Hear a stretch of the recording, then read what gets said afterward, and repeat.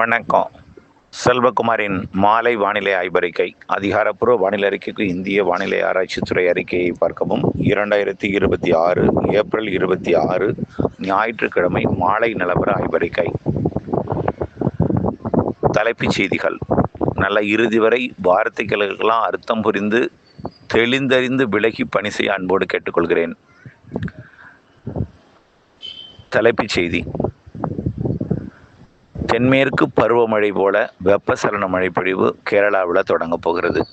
கோடை மழை படிப்படியாக தமிழ்நாட்டின் மேற்கு மாவட்டங்களுக்கும், அதாவது மேற்கு தொடர்ச்சி மலை மாவட்டங்களுக்கும், ஒட்டுமொத்த மேற்கு தொடர்ச்சி மலை மாவட்டங்களுக்கும், கர்நாடக எல்லையோர மாவட்டங்களுக்கும் வரக்கூடிய 28, 29ஆம் தேதி தொடங்கி 30ஆம் தேதி வட உள் மாவட்டங்கள், கர்நாடக எல்லையோர மாவட்டங்களுக்கும், பெரும்பாலான மாவட்டங்களுக்கும் 1ஆம் தேதி மேலும் கூடுதல் பரப்பிலையும், 2ஆம் தேதி அதை விட சற்று கூடுதல் பரப்பிலையும் ஒதுக்கி மழைப்பிடிவை கொடுக்கும். 3ஆம் தேதி நன்றாக பரவலாகிவிடும், ஒதுக்குதல் இருக்கும். 4ஆம் தேதி ஒதுக்குதல் மிக மிக குறைந்து நல்ல ஒரு மழைப்பொழிவை கொடுக்க தொடங்கும். அக்னி நட்சத்திரம் தொடங்கக்கூடிய ஏப்ரல் 4ஆம் தேதியிலிருந்து மழைப்பொழிவு பரவலாகி இருக்கிறது. அப்படியே மாத இறுதி வரைக்கும் அந்த மழைப்பொழிவு இருந்து கொண்டிருக்கும். இப்பொழுதைக்கு உங்களை நிறைய குழப்பும் தகவல்கள் வந்து கொண்டே இருக்கு. எனக்கு கைபேசி அழைப்பு நிறைய வந்து கொண்டே இருக்கு. இன்றைக்கெல்லாம் எங்கிருந்து கைபேசி அழைப்புன்னு பார்த்தீங்கன்னா, வட உள் மாவட்டங்கள், வடகடலோர மாவட்டங்களிலிருந்து கைபேசி அழைப்புகள் நிறைய வந்தது. சென்னை உள்ளிட்ட பகுதிகளுக்கு வெப்பம் உயரப்போகிறதாமே, வங்கக்கடலோர மாவட்டங்களுக்கு வெப்பம் உயரப்போகிறதாமே, மேற்கு மாவட்டங்களில் மழை தொடங்கப் போகிறது என்கிறீர்கள், வெப்பம் எப்பொழுது குறையும் என்றும், மழை எப்படிப்பட்ட மழைப்பொழிவை கொடுக்கும் என்றும் பல வினாக்களை நிறைய பேர் கேட்டுக்கொண்டே இருந்தீர்கள். இதற்காக விரிவாக தெளிவாக இந்த அறிக்கையில் சொல்ல இருக்கிறேன். தெளிந்து புரிந்து விலக அன்போடு கேட்டுக்கொள்கிறேன். தற்பொழுது தென்கிழக்கு தெற்கு திசை காற்று தமிழ்நாட்டின் இலங்கை ஒட்டிய தென்கடலோரம் வழியாக உள்ளே நுழைகிறது. உயரழுத்தமும் வங்கக்கடலோரம், வடகடலோரத்தை ஒட்டி டெல்டாவை ஒட்டி உயரழுத்த காற்று கிழக்கிலிருந்து மேற்கு நோக்கி பயணிக்கிறது. அரபிக்கடல் காற்றும் மேற்கிலிருந்து கிழக்கு நோக்கி பயணிக்கிறது. ஆக மேற்கு கிழக்கு காற்று சந்திப்பு இருந்தாலும் மேற்கு காற்றோட தொடக்கம் என்பது நள்ளிரவுக்கு பிறகுதான் அமையுது.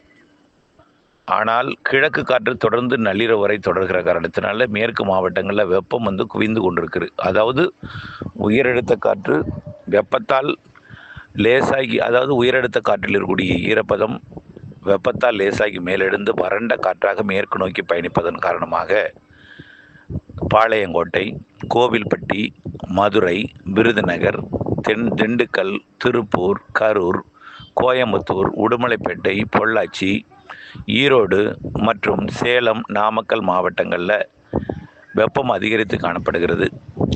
தென்கிழக்கு திசையிலிருந்து வரக்கூடிய காற்றும் வெப்பம் அடைந்து வேலூர் மற்றும் திருத்தணியிலையும் வெப்பத்தை அதிகரித்து கொடுக்கிறது. இருந்தாலும் வெப்பம் கரூர் பரமத்தில் தான் முதலிடத்தை கொடுத்து கொண்டிருக்கு. 105 டிகிரி, 106 டிகிரி என்று. வேறு எங்கும் 106 டிகிரி இல்லை. தொடர்ந்து இந்த வெப்பம் 100 டிகிரிக்கு மேலே இருப்பது மேற்கு மாவட்டங்கள். இந்த வெப்பம் 2 நாளில் மேற்கு தொடர்ச்சி மலை மாவட்டங்களின் கணவாய் பகுதிகளில் குறைய இருக்கிறது.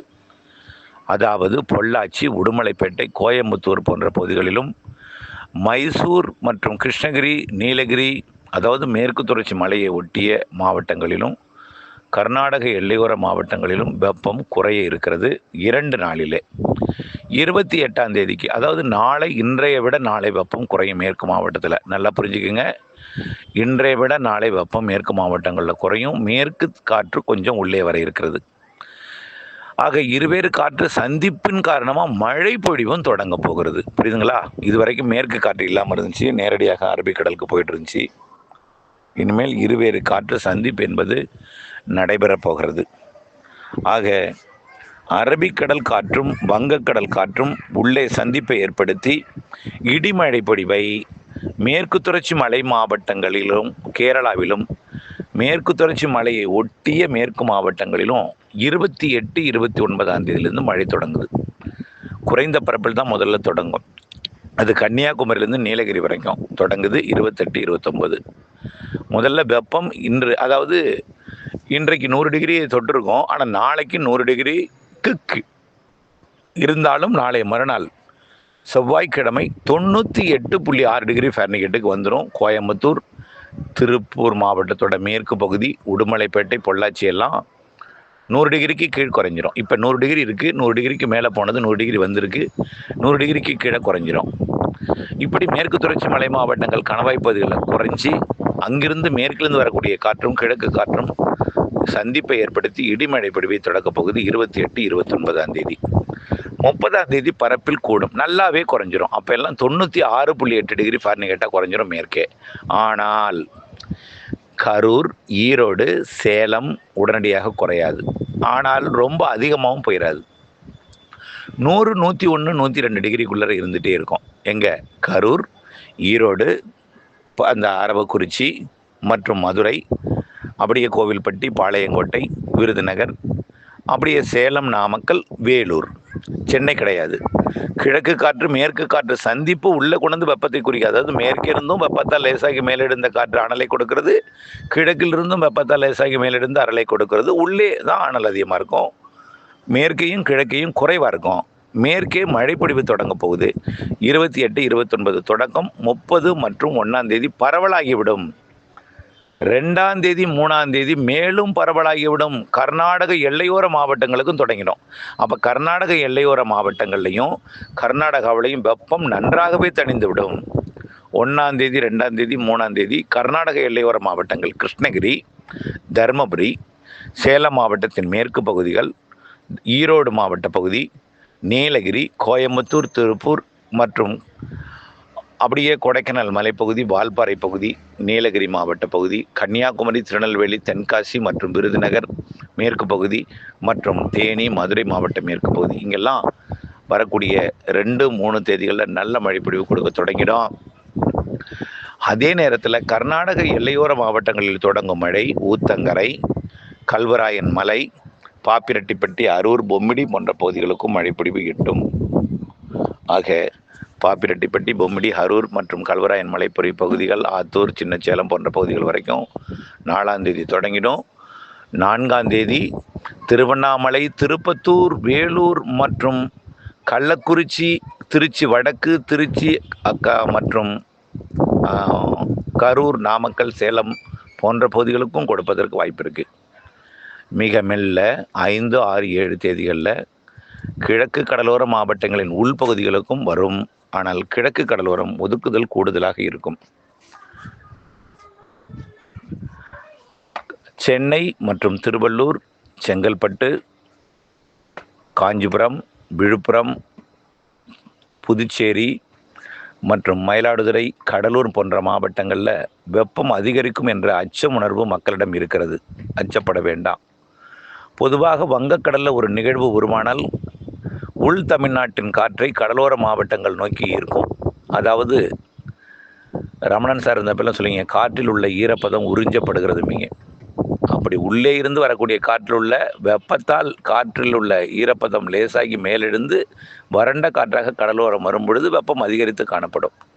ஆனால் மே மாதம் 1 மற்றும் 2வது வாரத்தில் உருவாக போகிற காற்று சுழற்சி தாழ்வு நிலை அரபிக்கடலில் ஒன்று இருக்கும், வங்கக்கடலில் ஒன்று இருக்கும். அதனால் உள்பகுதியிலிருந்து வரக்கூடிய காற்று, அதாவது அரபிக்கடல் காற்று வங்கக்கடலுக்கு வந்தால் தான் அனல் காற்றாக வரும். ஆனால் உள்ளிருந்து வரக்கூடிய காற்று கொஞ்சம் குறைவான வெப்பத்தை தான் கொடுக்கும். அது இல்லாமல்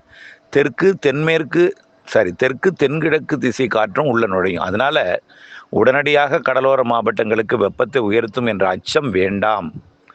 இப்பொழுது இருக்கக்கூடிய வெப்பநிலையே மே மாதம் 15ஆம் தேதி வரை தொடரும். அதாவது 33 degree 34 degree Celsius, 33, 34, 35 degree Celsius தான். நல்லா பாருங்கள், 37 டிகிரினாக்க 98.6, 38னா 100 டிகிரி. அந்த இதெல்லாம் வரவே வராது.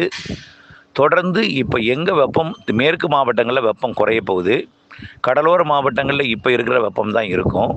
உள் மாவட்டங்களில் கொஞ்சம் குறைய இருக்கிறது, ஆனால் ரொம்ப குறையாது. 101, 102 இருக்கும். எங்கே? கரூர், ஈரோடு, அப்படியே நாமக்கல், சேலம், வேலூர், திருப்பத்தூர் மதுரை இதெல்லாம். இருந்தாலும் மழை பெய்ய போகிறது 4ஆம் தேதிக்கு பிறகு. அப்போ வெப்பம் குறைந்து புழுக்கம் நிலவும். புரியுதுங்களா? ஆக வெப்ப அலை, வெப்ப அச்சத்தை போக்கிவிட்டு மழை வரப்போகிறது என்கின்ற ஒரு நம்பிக்கையுடன் இருங்கள். அவ்வளோதான் சொல்லலாம். புரியுதுங்களா? அனைத்து மாவட்டங்களுக்கும் மழைனா முதல் வாரம் மற்றும் 2வது வாரத்தில் கிடைக்க போகுது. ஆனால் கடலோரம் விட உள்ளே மேற்கே போக போக தான் வெப்பம் கூடுதலாக இருக்கும். மழை கூடுதலாக இருக்கும். காரணம் என்னன்னா, இலங்கை மற்றும் தென்கடலோரம் வழியாக டெல்டா வழியாக உள்ளே நுழையக்கூடிய தெற்கு திசை காற்றும் மேற்கு திசை காற்றும் உள்ளே சந்திப்பு மேற்கே சந்தித்து தான் நல்ல மழைப்பொழிவை கொடுக்க போகுது. கர்நாடக எல்லையோர, கேரள எல்லையோர மற்றும் உள் மாவட்டங்கள், வட உள் மாவட்டங்களுக்கு நல்ல மழைப்பொழிவை கொடுக்கும். கடலோரம் கிழக்கு திசை காற்றோட வேகம் குறையும் பொழுது நள்ளிரவு அதிகாலை நேரத்தில் மழைப்பொழிவை கொடுக்கும். ஆனால் அது 4ஆம் தேதிக்கு பிறகு கிடைக்க தொடங்கும். 2ஆம் தேதி 3ஆம் தேதியிலிருந்து எதிர்பார்க்கலாம். கடலோர மாவட்டங்களுக்கு, தென் மாவட்டங்களின் கடலோர பகுதிகளுக்கு 2ஆம் தேதி 3ஆம் தேதி கிடைக்கும். 4ஆம் தேதி 5ஆம் தேதி வாக்கில் டெல்டா உள்ளிட்ட டெல்டாவின் உள்பகுதிகளுக்கெல்லாம் கிடைக்க தொடங்கும். ஆனால் மேற்கே வடக்கு உள்ளே, அதாவது கர்நாடக எல்லையோர, கேரள எல்லையோர மற்றும் அதனை ஒட்டியுள்ள உள் மாவட்டங்களுக்கு நிறைய மழைப்பொழிவு காத்திருக்கிறது 2வது 3வது வாரங்களில். தொடர்ந்து மே மாதத்தில் 4வது வாரத்திலையும் மழைப்பொழிவை கொடுக்கும். முன்கூட்டியே தொடங்கும் தென்மேற்கு பருவமழைன்னு சொல்லியிருக்கிறோம். தென்மேற்கு பருவமழை நிகழ்வுகள் அடுத்தடுத்து அரபிக்கடலை உருவாகி சராசரிக்கு கூடுதல் மழைப்பொழிவை கொடுக்கும். அணைகளை நிரப்பும். ஆக மழை பற்றாக்குறை ஏற்படும் என்ற அச்சம் வேண்டவே வேண்டாம். கண்டிப்பாக அரபிக்கடலில் நிகழ்வு உருவாகும், வங்கக்கடலில் நிகழ்வு உருவாகும். வங்கக்கடல் வெப்ப உயர்வு காரணமாக நீராவி காற்று நீராவியை கொண்டு வந்து ஏற்றும். கேரளாவிலே மேற்கு தொடர்ச்சி மலையில் நல்ல மழைப்பொழிவை கொடுக்கும். ஆக வெப்பம் இருந்தாலும் கோடையில் இந்த வெப்பத்திற்கு குறைவாக எப்படி கொடுக்கும் யோசித்து பார்க்க வேண்டும். ஆக கோடை என்றால் இந்த 102, 104 டிகிரி, 105 டிகிரி வெப்பம் இருக்கத்தான் செய்யும். ஆனால் கடலோரத்தில் அந்த அளவுக்கு வெப்பம் இன்னும் 100ஐயே தொடலை. அச்சப்பட வேண்டாம். உடனடியாக 100 தொடுவதற்கும் வாய்ப்பில்லை. மே 15ஆம் தேதி வரைக்கும் இந்த வெப்பம்தான். ஒருவேளை வங்கக்கடலில் நிகழ்வு உருவாகும் பொழுது அரபிக்கடல் நிகழ்வு செயலிழந்தால், அரபிக்கடல் பக்கத்திலிருந்து காற்று வங்கக்கடல் வரும்பொழுது ஒரு சில நாட்கள் வெப்பத்தை உயர்த்தும். இருந்தாலும் அந்த நிகழ்வு செயலிழந்து மழைப்பொழிவை கொடுப்பதற்கும் சாதகம் இருக்கு. ஏதாவது ஒரு 2-3 நாள் வெப்பத்தை கூட்டலாம். அது மே மத்தியில் கிழக்கு கடலோரத்துக்கு வெப்ப உயர்வுக்கு வாய்ப்பு இருக்குது. ஆனால் அது தொடர்ந்து எல்லா நாளும் இருக்காது. ஒரு சில நாட்கள் இருக்கும். அந்த நிகழ்வே செயலிழந்து மழைப்பொழிவை கொடுப்பதற்கும் வாய்ப்பு இருக்குது. ஆகவே மழையும் இருக்கிறது கடலோர மாவட்டங்களுக்கு கொஞ்சம் தாமதமடையும் பலத்த மழையெல்லாம். ஆனால் மேற்கு மாவட்டங்களுக்கு உடனடியாக கிடைக்கப் போகிறது மழை. வெப்பம் குறைய போகிறது. கடலோரம் இதே வெப்பம் தொடரும். உள் மாவட்டங்கள் வெப்பம் உயர்ந்திருந்தாலும் மழைப்பொழிவும் கொடுக்க போகிறது. புழுக்கத்தை கூடுதலாகும் என்பதை உயர்ந்து கொள்ள வேண்டும். புரிந்திருக்கும் என்று நினைக்கிறேன். புரியாவிட்டால் மீண்டும் ஒரு முறை கேட்டு பயன்பெற கேட்டுக்கொள்கிறேன். புரியாவிட்டால் திரும்ப திரும்ப கேட்டு பயன்பெற வேண்டும்.